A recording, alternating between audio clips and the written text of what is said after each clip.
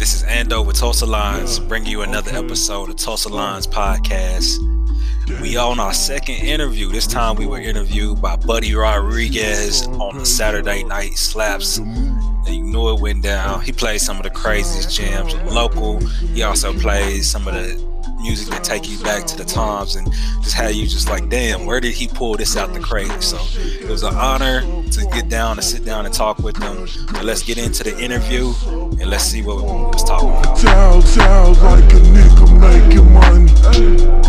That was the Flavor King Cut with Dion. Before that, you heard. Who the hell was that before that? Stainless. It was Stainless by Flavor King and Paid, you know what I mean? And before that, we had Paid in verse with Dinner and a Movie, one of my favorite songs of all time. But right now, we're getting ready to introduce one of the homies, one of the intricate parts of Tulsa's music scene. He's a music journalist, and he is the creator and founder of Tulsa Lines. He's helped executive produce many of the Tulsa slap-filled albums that you've heard over the years. He helps with artist branding and social media management. He is a publicist who has worked with many local artists. I call him the eyes of the Tulsa music scene and the silent assassin of the Tulsa music scene. Yeah. Ladies and gentlemen, it is my pleasure to introduce Ryan Ando Anderson to Saturday Night Slaps. What's happening, brother? Man, appreciate that. Man, appreciate it. That was one of them honorary introductions, you know, special introductions. So yeah, appreciate that one. Nah, man, no problem. You did that dope intro for me on 20 on the Town. Yeah. Consider this a payback, so to speak. But man, thank you for coming out on this late night. You know what I mean? Man, appreciate it. Like, yeah, this is legendary right here. Like, I'm telling you be playing the slaps, so I'll be listening to it like, damn, he took me back to that. You know what I'm saying? Definitely. That is the point. I want you to remember the first time you finger popped somebody in the AMC 20 parking lot. Probably shouldn't have said that due to this climate, but whatever. But you know what I meant. Yeah. But no, man, you know, that's the point of the show, man. I just want you to, you know, flash back to them good times, man. So I gave them your introduction, which is not even a tip of the iceberg. So go ahead and break down to the people, like give them, you say you executive produced albums, so give them the list of albums that you've been behind, pretty much your position in the music scene. Okay, I mean, mostly the albums that I kind of just put my ear to, I had to say Tones Beach, I had to say, Born on Black Wall Street. I was in the listening sessions. I definitely gave some input. I remember some of those late night sessions and just adding a little here or there. I mean, there's a few lists. I mean, worked with King Cut on some albums, some ideas, and just float around some ideas. But it's definitely like those artists definitely, you know what I'm saying, they put together some classic pieces themselves. I just was there to do a little here or there, just a little bit of this or that. So yeah, that's what it was. All right. Calling you the eyes of Tulsa is pretty much putting it lightly. We talked off camera, just talking about like the days of going to the Sound Pony for shows, and this was like what, every week or every other week, you know what I mean? And we would be in there for different reasons. I would be in there for hoochies and to get drunk, and you would be in there checking out the artists, you know what I'm saying, and checking out whoever was new. Give me your top. Yeah, give me your. We're gonna start the top 5 lists already. Okay. So give me your top 5 Sound Pony shows, you know what I'm saying, that we've been to over the years? That's a hard one. I think top one had to probably be a Steph show. Mm-hmm. I definitely feel like, man, that's like Steph has always killed it, no matter if we talking about arenas or we talking about intimate shows like Sound Pony or even Retro last night. Like he killed it. So I think definitely Steph, he top one for me. I gotta say King Cut. I mean, I remember just going into Sound Pony and he was playing On It. Like, I heard it for the first time. I was like, damn, this is a hit. Like, I was like, damn, let me talk to him. And, you know what I'm saying, I got to talk to him and, you know what I'm saying, try to get an interview with him.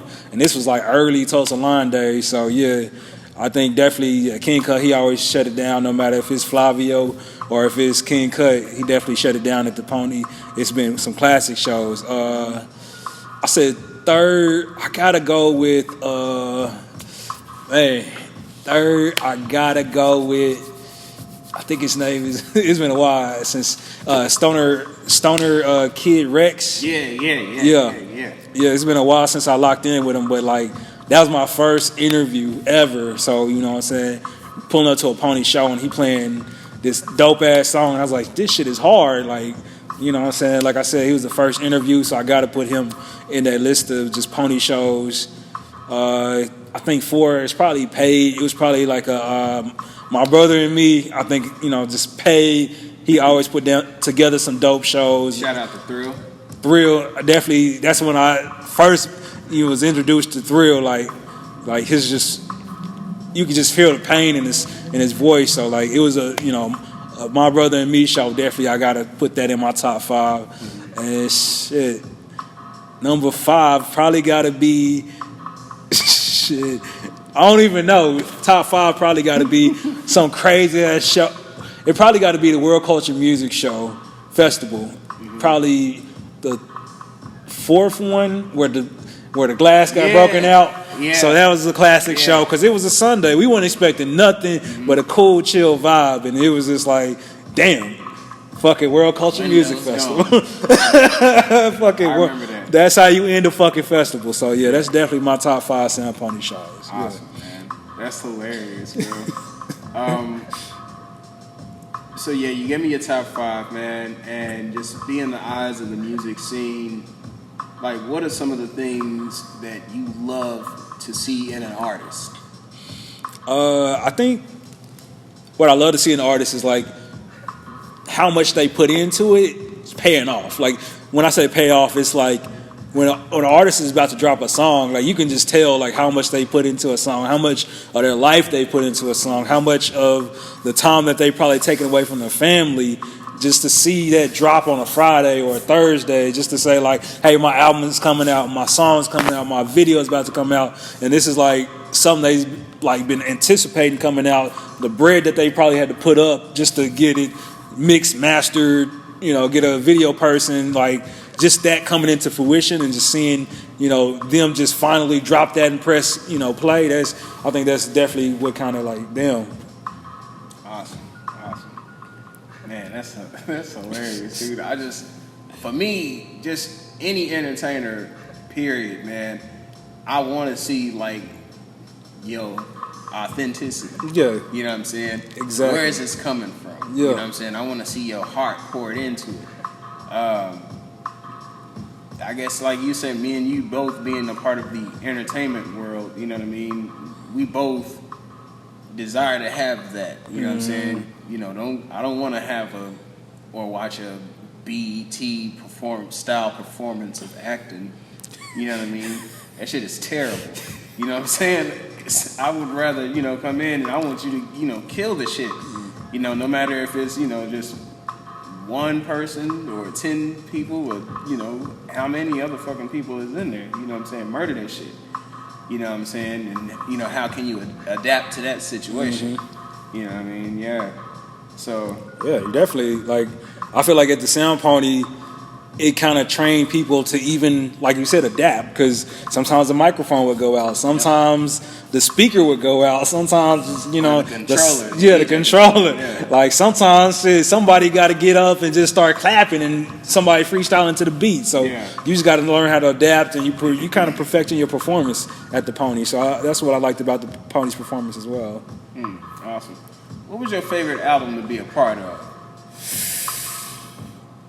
Man, I think Tones Beach, like Dog Tone, he trusted me to come in and just listen to the album from its earliest stages. Just like, hey, I got some tracks, I got some, you know, just early pieces, early tracks, and like, how can we craft this? How can we put it out? How can we also like market this? Because I was kind of like, hey, let's market it. And we was just, you know, bouncing ideas off each other. How can we put together, you know, some of the products? He put together some merchandise for the album. So just putting that together, going to the kind of listening party posted up in his neighborhood. I think that was just kind of special. So like being a part of that was definitely like a dope experience, and just kind of my like, yeah, this is something I would want to do kind of thing. So you founded Tulsa Lines. Tulsa Lines is a media blog type situation. Yeah, media company. That's what I always say. But yeah, we got a blog, Instagram, social media platform, all of that in one. So yeah, I think, you know, what we try to do is just provide a platform for Oklahoma artists, because I think it kind of first started with Tulsa, but then I kind of realized, like, damn, the city got some dope artists too, you know. And then you kind of get into even those smaller cities like Lawton and Muskogee are kind of popping up now, you know what I'm saying? So like, we kind of provide that platform to say, like, you know, how can we get you to that next level? How can we get even Oklahoma people get their eyes on you? So that's what I was just like.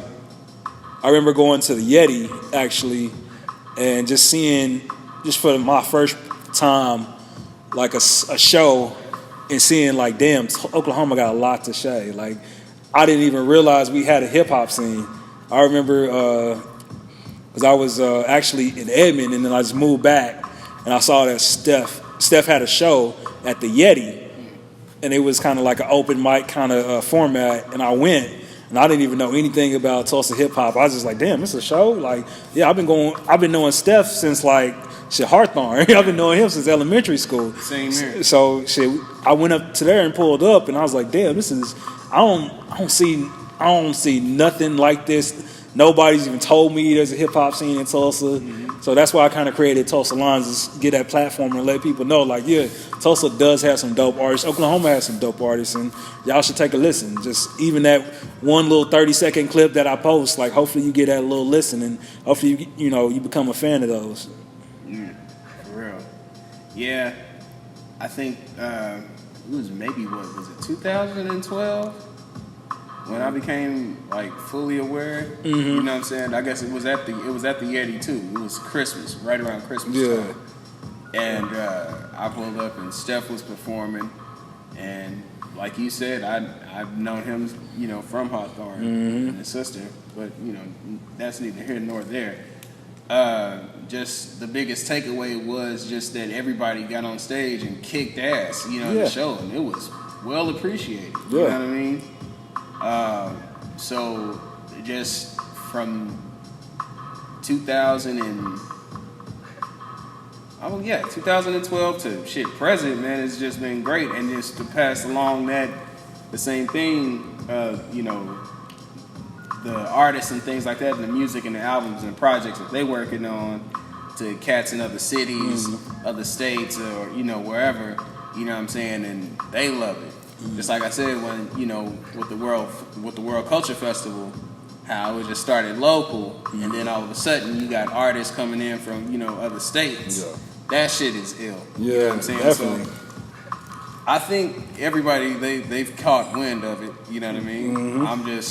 I'm still waiting. I mean, the powder keg is already it's on that line. It's lit. Yeah. So you know what I'm saying? I can't wait until it just explodes and just everybody is just in their rightful place, so to speak. You know? Yeah. Like I definitely see the festival as like, you know, recently we saw like Summer Jam just a second ago. Like not too long ago, Summer Jam just went off. But it's like World Culture Music Festival is right there. You know, it's Oklahoma Summer Jam. Like nowhere else are you gonna see this many dope artists, and nowhere else are you gonna have artists coming from everywhere. You know what I'm saying? Just like a Summer Jam, just to come try to perform, because everybody wants to be on that stage, no matter what. It's always a debate. It's always, you know what I'm saying, like there's good comments and bad comments about it, but the good thing is like it always goes on, and it was good to have it back, you know. True. I always loved the festivals, man. It's great. I loved it when it was outside for the first time on the side of the Sound Pony. Yeah. That was an ill year. Yeah, man. What's the biggest misconception you think Tulsa artists get that you would like to correct? I think the biggest misconception is that Tulsa artists all sound the same. Are you trying to say like from a listener's perspective or from like a Tulsa artist perspective? Which way?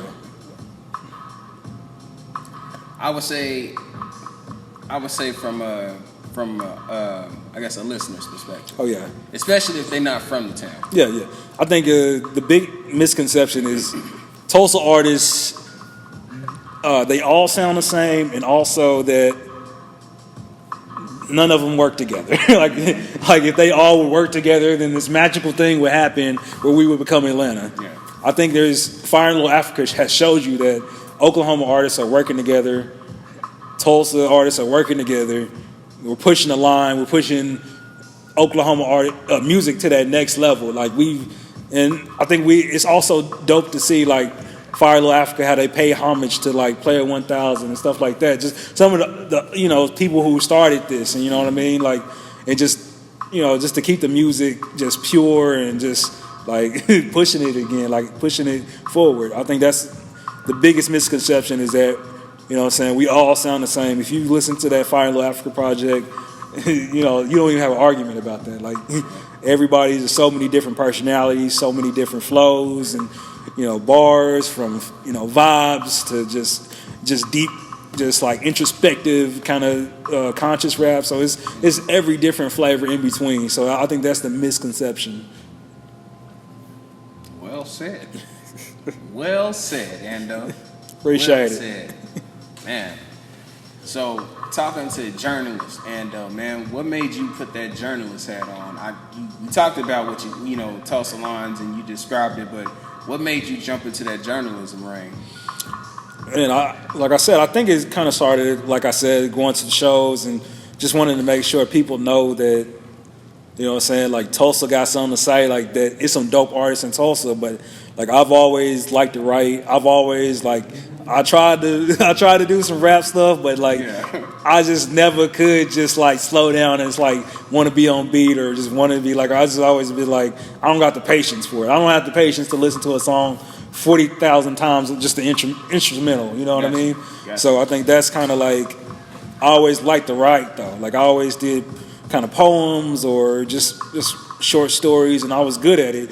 And the thing was, like, I always did it. I was always a procrastinator too. So like, even when I was doing English assignments, like it would be the day of, and I'm doing an assignment, but I'm still getting A's and B's on the assignment. So I think just like I always like writing, and you know what I'm saying, like I just figured like, shit, fuck it. Like let's just put this writing to, if I'm good at something, let's just try to do, you know, a website, and let's just try to do it about something I love though. Let's do it about music. I've always loved music, always listened to music. I always woke up and I had to listen to something. Mm-hmm. Like, you know what I'm saying? So definitely just getting into that journalism side, it was me saying like I love music, and Oklahoma has some dope artists that I think that I can help out. Gotcha.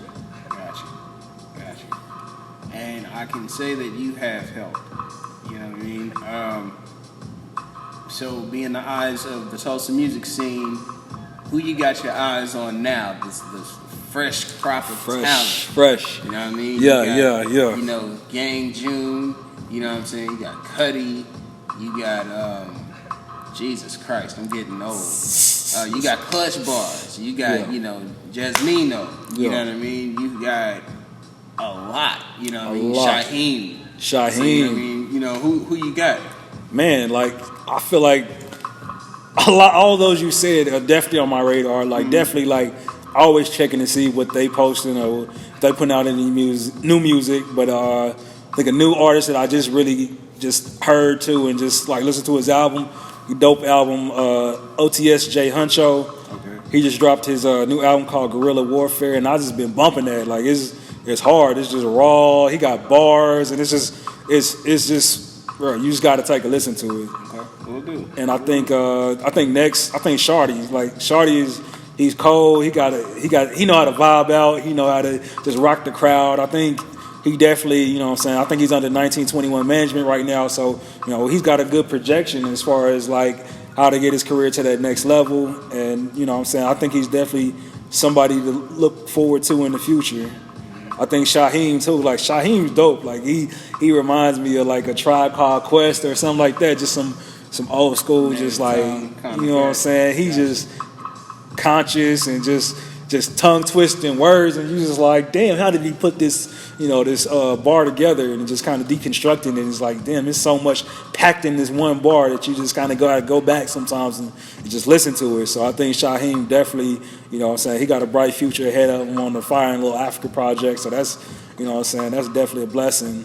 I think another one on the Fire and Little Africa project, definitely, I think Creole Cash, like he's cold. Like you can tell, like he knows his lane, he knows his sound, he's perfected it, and that's I gotta say, like he definitely knows how to put a song together, song structure, melody, all of that. Like he's definitely a dope artist and writer. Yeah. Shit. I agree with you on Creole, man. I like Creole because just how he rides a beat, and I like when him and Two Piece do songs together because those shits are amazing. Yeah. But I also like how passionate he is about just his craft and him as an artist. And he's a hustler. He got his own, you know, clothing company. You know what I'm saying? Shout out to Black Wave. Definitely. I like that. I like him all around. I was about to say I like that kid. Like we on First Take or some shit. But no, I like him, man. I like Creole for sure. Yeah. I like him, man, a lot. Yeah, definitely. I think, like you said, you can tell he cares about his craft, and I think that's, you know, when you can tell that about an artist if they really care about their craft, because you know they're gonna be really objective and really hard on their music and how they sound, because you know sometimes when you're posting music and you know, some artists hit you up and they say like, hey, can you post this for me? Yeah. And it's like, this isn't even mixed. This isn't like I can hear the echo in the background. It doesn't sound like you really have taken that next step of recording out the closet kind of thing. So I think, you know, definitely he's an artist who puts, you know, his all into it. He critiques it and it shows in the music, you know. Yeah, without a shadow of a doubt. I'll give you mine. I like Young Quan. Young Quan, definitely. I like Young Quan because Young Quan is like, he reminds me like of an R&B Busta Rhymes. You know what I mean? Yeah. He's like a little pit bull. You know what I mean? And he's like the little cousin that you gotta like be like, dog, you gotta calm down like when we go places. But you can't knock him because just like a Creole, he has a shitload of passion. You know what I mean? Traquan. Shout out to him. Shout out to DJ No Name because they just released a fire ass project. Sukiyami Lady, which I'm definitely gonna be throwing in the mix, is gonna be going on. But I like him. It's a new kind of like style of R&B. It's alternative, so to speak. You know what I'm saying? I love it. I like Shaheem. Shaheem definitely reminds me of Q-Tip he could definitely, be in the Native Tongues group with De La Soul and Moni Love and Queen Latifah and all of them. Young Trunks. Young Trunks is I hard. like Young Trunks. Young Trunks is hard. Young Halloween. Young Halloween, yeah, definitely. Is insane. Mickey Renee. Mickey Renee is hard. Mickey Renee. A lot of people don't talk about Mickey Renee, but Mickey Renee is, god damn it, man. She is cold. Like, yeah. And she definitely, she's been about her business. I think that's the one thing that kind of separates her from other artists too. Like, she's getting a lot of song placements now in different movies. I saw that she just got a song placement in Grownish. Yeah. So it's like she's definitely on her business side.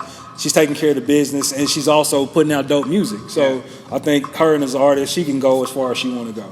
Yeah. I enjoy her live performance. I seen her, I think the first time I did see her, it was at the Sound Pony. It was like 4th of July weekend or something like that. And she got up there, man, and I don't remember what song it was, but shit, she played that song. And just like how I just did this, that was my reaction, because I was just like, I was blown away. Yeah. And I still, to this day, I cannot find that song. But I'm afraid that if I do find that song and if I listen to it, I'm gonna cry. So I would rather just have her send it to me so I can listen to that shit in private. You know what I mean? We're gonna get it sent to. I need that shit. For damn sure. But no, Jasmino, definitely cold. Young, man. just like she has so many features. She got everybody wanting to put her on the feature. Like, as they should. Yeah, definitely. Yeah, definitely. She's just she just knocks it out. Bars like, and she just don't care. She'll go at your neck kind of thing. Yeah. Like, I think that's what's hard about her. I think she can go as far as she want to go too. Like, you gotta say Bambi too. Bambi is just like, I wasn't. Yeah, like if we gonna go there, we gonna go all the way there too. You got Bambi. You still got T Rush. T Rush, yeah, T Rush. She definitely like. I love to see more music from her. Yeah. Like, but she is cold. Even when she dropped like samples of music, she ain't even gonna put out yet. Like, that shit is cold. I'll hit her up and like, hey, you dropped this shit? She's like, nah, this is off the upcoming project. I'm like, damn, I need that. I need that. You still got T Rush. You got damn, man, Endo, you threw me off. Tizzy. Tizzy hard. Yeah, Tizzy is amazing. Tizzy. You got we're not gonna stay in the town. You got Neighborhood Barbie. Oh my god. Yeah. Man. She is cold as fuck. Oh man. I seen her live when she I think she opened up for Southwest Dez at the World Culture Music Festival. She was just this song called I-35. Everybody knew that shit. Everybody was singing that motherfucker. And I think that's the good thing about the Oklahoma City people is they travel well. Like, they bring a fucking crowd with them. It ain't just, hey, I just expect y'all to bring a crowd and I can rock it out. No, they bring their own crowd. And I think that just makes the atmosphere and just the performance that much better. Yeah. Got her, and I can't, if we're gonna go and talk about Oklahoma City and surrounding areas, I would be remiss if I did not, look at one of my favorites. And she knows she's my favorite. If I didn't look at Enid, Oklahoma, you know what I'm saying? Yeah, I know who you're about to say. I know what you're about to say. I would be remiss if I didn't shout out KO. Yeah, KO. First and foremost, the female. Oh shit! It hit my head. I'm sorry. I got too excited. The female Stone Cold Steve Austin. Cold. Listen, I'll be Jim Ross any day. Any day. That girl right there. First off the mic is great. She is hilarious. Yeah. On the mic, Jesus Christ, man. She's a killer. Yeah, she's a killer, man. I still remember the first video. Like I somebody posted. It was probably somebody in the city or something posted her video, and I just clicked on it. I was like, damn, this shit is hard. It was I don't feel like rapping today. That's how I got it. Yeah, I was like, damn, she is killing this shit. Yeah. Like, and even just the creative part of it, because it was like I forgot it was like that cartoon is like Chaos. I forgot what the cartoon is, but on Cartoon Network. But it was just so creative, and I was like, damn, she is cold. Yeah. Nah, man, she's amazing, dude. She's real. She's ill. Like, yeah. Good Lord. Yeah. I can't even say enough about it. But nah, yeah. she's dope, man. Multi-talented, raps, can sing, and I think act. I think her videos are on point. It's like just, you know what I'm saying, it's not just posted up and with 1,000 people with guns out. It's definitely like she puts video treatments, you know what I'm saying? So it's like there's an actual flow to the actual video, and even, you know, her collab with Neighborhood Barbie was dope. Yeah. So it was like, yeah, definitely the city got a lot of heat too. Oh yeah, man. So yeah, that's I don't know, man. I love these conversations, man, especially when we're talking about, you know what I'm saying, town music, and, you know, statewide too. You know what I mean? But just mostly when now we can look at town music, and this is, you know, no offense to, you know, the older generation of town music, but just like this generation, it's a consistent roster. You know what I'm saying? And nobody's running and jumping to other states to do shit. Everybody's here and they building their own stuff. That shit is amazing. Yeah. And to have this conversation about it, you can even give a top, 15 of new artists, you know what I'm saying? 20 off the ones that, you know, either one of us didn't mention. Yeah. You know what I'm saying? That shit is amazing, bro. That's great. Yeah, I think it's definitely beautiful to see, like, Oklahoma music. Like, I feel like to be Oklahoma music has evolved, because it's no longer I have to be from the north side for me to be a rapper. Like you said, Young Quan, he's a dope ass artist, and he's representing the east side hard as fuck. Like, he comes from the east side. He doesn't have to represent the north side. He comes from the east side. He put that on his back, and I think he's, you know, definitely shown that, like, shit, he cold, you know what I'm saying? And then you got Phil Sosa on the west side. So it's like he has shown, like, shit, you ain't got to be from the north side to be a rapper, and you know what I'm saying? He's definitely evolved, and, you know, he's putting on for the west side. So you can tell that, you know, Oklahoma music has grown from just being, hey, I'm just a thug in North Tulsa, you know what I'm saying? And I got to rap about that. It's so many different subject matters. There's so many different just life perspectives that now in Oklahoma music that I think has never been, you know, and it's like, I think it just puts us in a whole nother just conversation when you're talking about a rap scene. If you want to talk about a New York or a Cali or whatever, I think Oklahoma can compete with all of them right now. You're right about that. So obviously we giving enormous, you know what I'm saying, salutes and hats off to this current generation, and to the past generation, man, a complete bow to y'all, because shit, half of y'all are still mentoring, you know, the current artists now, and some of the, you know, artists that's getting ready to do their own thing. So shout out to that. But where do you see the town music scene going in the future? I think the town music scene, I think we're going to get over this hurdle. I think the hurdle is, hey, you've reached this point where either we're going to become a big city known for music or not. I think the investment's starting to come there. We've seen that with the Fire in Little Africa project. We got eyes on Tulsa right now. I think also the artists, we're already there. We're already at that next level where we can compete with any other big city, big whatever. Doesn't matter anymore. I think the next evolution is just just us getting over this hump. And it's to get over that hump, I think that's $1 million question. Like, how do we get over this hump? I can't give you that answer, but I can say, like, we're so close. We're so close, and you can see with the, you know, the album streaming over 1 million streams. It's people want to listen to the music, you know. It's just getting them out to the people that we got to get that package together. You know what I'm saying?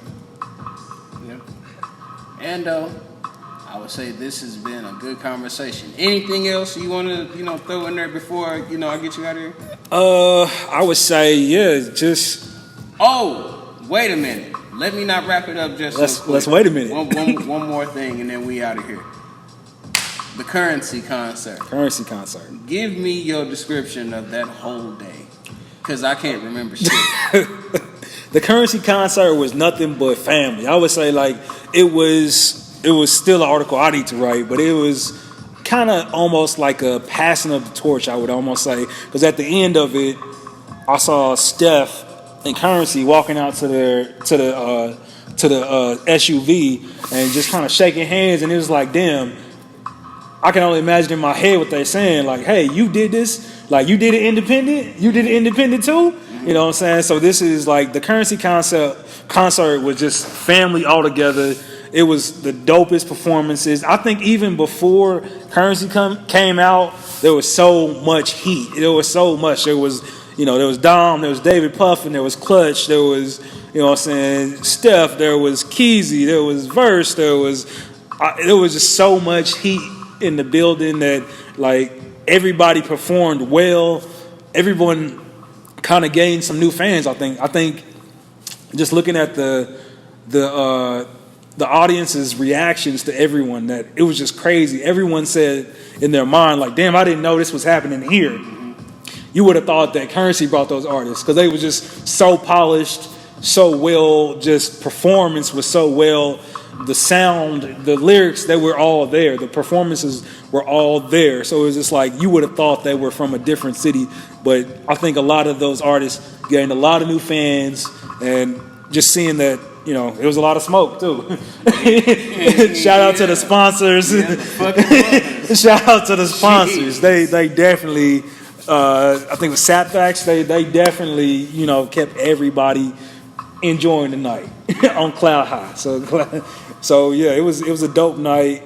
There was some people who got some autographs. There's some people who, you know, one dude passed out. I saw one dude passed out and get carried out. So it was like a white girl at a Michael Jackson concert. It was just it was a great night, and I think just the energy of it kind of met kind of a world culture feel. Like world culture music, I mean, it's been a blessing. There's never been any incidents. There's never been anything that's like, there's always been cool people, cool vibes, and everybody always enjoyed themselves. That's what I loved about going to the Currency concert, is just seeing everybody, the look in their eyes like, damn, we're here. You know what I'm saying? Like, we brought Currency here, which everybody pretty much loved his music. But then we got to Canes.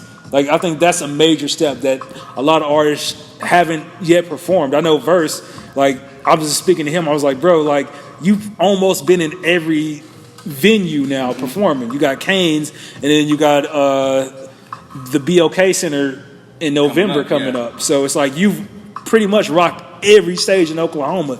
Like, how does it feel to be right here in this position? And then I just seeing all those artists realize, like, this is a major step for Tulsa hip-hop, because nobody in Tulsa hip-hop has really been on that stage unless they was, you know, pay to play kind of thing, where they had to, you know what I'm saying, like, pay to get people to buy these tickets for me to perform kind of thing. And that didn't happen this time. It was all artists getting paid, all artists rocking the shows, and just coming to be a fan at the end. That's the dopest thing about Tulsa artists too, is like at the end of their performance, they'll go and listen to other people's performances and support, and, you know what I'm saying, be in the front row with their camera, you know what I'm saying? So I think that was the dopest. The Currency concert, you had to be there, but there's going to be more concerts to come too, so. Well, I can't wait. Yeah, because that Currency concert was it was an experience. A damn show. I had a good time, no without a shadow of a doubt, man. Hell yeah. I think the thing that blew my mind was just to see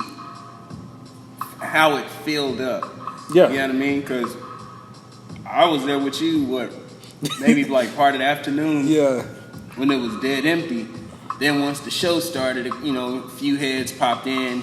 And then, you know, everybody, it just kept filling up. And it just kept filling up until it just was just like a wild, real-ass concert. Yeah. And at this point, I'm looking from behind the curtain. I'm just like, holy shit. And I was like, this is major. Yeah. And not only did it, you know, get Currency some publicity, and to get him now shown in front of his fans, but it also got a spotlight shown on the local talent. which was ill in itself. So Definitely. everybody got a handful of that. Definitely. So, you know what I'm saying? That was beautiful. Definitely. Yeah, like you said, like just seeing the arena fill up, it was crazy because like some of those artists may have never seen crowds that big, you know, perform crowds that big. And I think it was kind of cool to, I don't think Currency went on at the actual time he was supposed to go on at. So that gave, I don't think Steph was supposed to perform, but, you know, we had some extra time for Spitter came out. So, you know, seeing Steph perform in front of that huge crowd, because by that time everybody was expecting him to be there. So just seeing him perform and just that look in his eye like, damn, I'm here. I've arrived. You know, I think he's always known that, you know, he was that major dope, just that next level artist. But this was that, like, you know what I'm saying? It's still a triumph in itself to say, like, hey, I packed out Cane's. You know what I'm saying? I performed in front of a packed crowd at Cane's. So, yeah, it was dope seeing that. Gotcha. Yeah, it was like I said, it was great, man. I can't wait for the more concerts to come, man. Yo. Ando, I'm going to get you out of here, brother. Hey. So before I do, man, tell the people out there how they can get in touch with you. Tell them, you know, give them the Tulsa Lines plug. Plug all your shit, man. Feel free. Man, you got the time. Do it. Tulsa Lines, you can hit me up on all social media. Tulsa Lines on all social media. And then if you want to hit me up on, we got the blog, www.tulsalines.com. Hit me up, send a message. Let's talk some business. You know what I'm saying? It's definitely just love to hear new music, love to give input, love to just vibe out to new stuff. Like you said, like, an eye on the city. Like, I go to new shows and, you know what I'm saying, I kind of relate to, like, being that silent assassin, just walking in the shows. Mm-hmm. Like, I know Keno got this, he got this one saying, like, I'm the most seen unseen. Like, I'm the most unseen. You won't know I'm here, but I'm there. And that's what I like. That's how I kind of like it to be. But, yeah, I love the support. So, Tulsa Lines, go on, hit me up and shit. Let's talk. I feel that. Thank you, brother. Man, appreciate it. Appreciate the man. opportunity. This is legendary, man.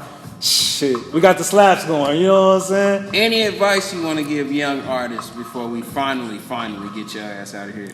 Okay, if I'm a young artist, I would say first find somebody that's already doing what you want to do and doing it better. So there's plenty of artists that you can reach out to and say, like, hey, you know what I'm saying? Like, what should I be doing? What's the next steps? Sometimes that means you got to pay, but you're paying for their failures, so you don't have to go through those failures. So that's what I would say. I would say go ahead, find somebody that's already doing it, and just try to soak up game. Be humble. Just try to network. Go to the local shows. If you want to find out how can I get on a show, go to a local show and support somebody that's already doing a local show, and I promise you that they'll appreciate it more, and they'll also kind of reach out to you and say, like, man, I appreciate you coming out, or I got a show that, or maybe I can't make it to a show. Can you instead do this show? So that's what I would say. Got you, man. But Ando, thank you for coming through, man. Hey, and appreciate we're gonna get back it. into the music, man. Come back anytime, you know what I'm saying? Yeah. Drop all these dimes and hand out these keys like Miami drug dealers to these people out here. But I'm going to continue to feed the habit. We got a whole nother hour to go on Saturday Night Slaps, Town Slaps. And we're going to get into two of the artists that performed on the Currency concert. Bill, this is Steph Simon in first verse. Bars for the barbecue. Yeah. OKNO.1, Saturday Night Slaps. Yeah. Hey, that still was hard, bro. That's a damn good interview, bro. That was a good interview, bro. Once again, I want to thank Buddy Rodriguez for having me on the show. Saturday Night Slaps. Definitely catch that. It's happening every Saturday. You know, it's live on OK1, so make sure you go stream that every time it's live. I'm sure his brand is going up, so watch out for what he does. He's got shirts and merchandise and everything coming soon, so be on the lookout for him. Follow him on Instagram. Definitely keep tuning in to Tulsa Lines podcast. We got more exciting episodes coming up. We got more news. We got more stuff on the blogs. We're going up from here. It's 2021, so watch out for what we do. Just to talk in person. Told her she in last place 'cause she fucking for persons.